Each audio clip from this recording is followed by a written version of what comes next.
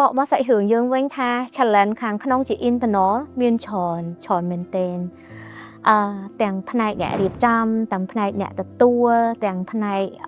អ្នកគិតគូរទៅលើរឿងបងរឿងចំណូលរឿងចំណាយទាំងផ្នែកអ្នកដឹកជញ្ជូនគឺត្រូវផ្លាស់ប្ដូរទាំងអស់ដែលយើងហៅថាដូចមក whole cycle អញ្ចឹងចាយើងឃើញថាសន្ទុះនៅក្នុងការលក់ការ order ហ្នឹងវាច្រើនជាងការរំពឹងទុកខ្លាំងរហូតដល់ក្នុងមួយថ្ងៃយើងទទួល order ពីចន្លោះ 4,000 ទៅ 6,000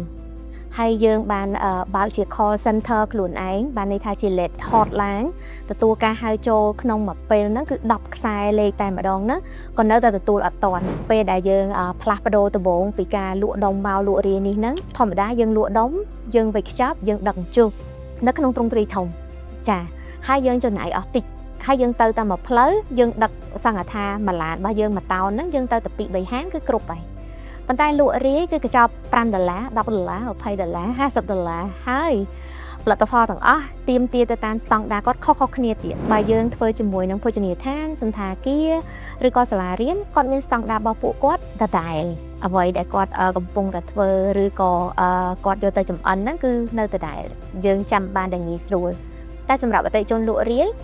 ម្នាក់គាត់ត្រូវការអញ្ចេះម្នាក់គាត់ត្រូវការចោះម្នាក់គាត់ត្រូវការបែបនេះម្នាក់គាត់ត្រូវការបែបនោះអញ្ចឹងនៅពេលហ្នឹងគឺ challenge ខ្លាំងមែនទែននៅលើ team របស់យើងដែលអត់មានបទពិសោធន៍ចា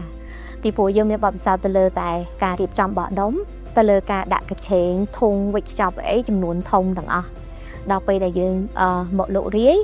យើងត្រូវការផ្លាស់ប្ដូររូបភាពទាំងអស់ហ្នឹងដើម្បី save ទាំងការ package ឲ្យយើងកុំឲ្យចំណាយច្រើនហើយយើងគិតដល់បរិស្ថានទៀតថា package ទាំងអស់ហ្នឹងកុំប្រើ plastic ច្រើនឬក៏អីហ្នឹងពិបាកនៅក្នុងការដែល educate ផ្ដល់នៅចំណេះដឹងទាំងអស់ហ្នឹងទៅអតិថិជនទៀតអញ្ចឹងបកមកសាច់រឿងយើងវិញថា challenge ខាងក្នុងជា internal មានច្រើ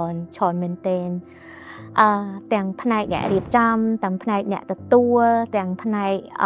អ្នកគិតគូរទៅលើរឿងបងរឿងចំណូលរឿងចំណាយទាំងផ្នែកអ្នកដឹកជញ្ជូនគឺត្រូវផ្លាស់ប្ដូរទាំងអស់ដែលយើងហៅថាដូចមក whole cycle អញ្ចឹងចាជា process flow គឺជាដំណើរការនៃលំហូរការងារទាំងអស់ខាងក្នុងហ្នឹងផ្លាស់ប្ដូរទាំងអស់ត្រូវ adapt ទៅរូបភាពថ្មី